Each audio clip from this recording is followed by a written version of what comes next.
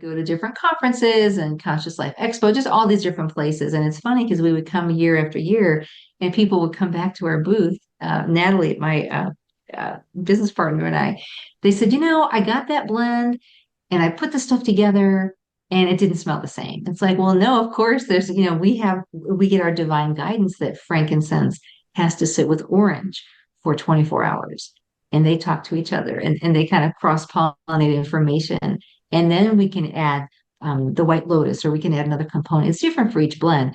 But I really had no idea about the alchemy behind this too. And we just listen to our hearts and we listen to our divine teams, and they say, another 4 hours. So it's so interesting to really be that tuned into the divine.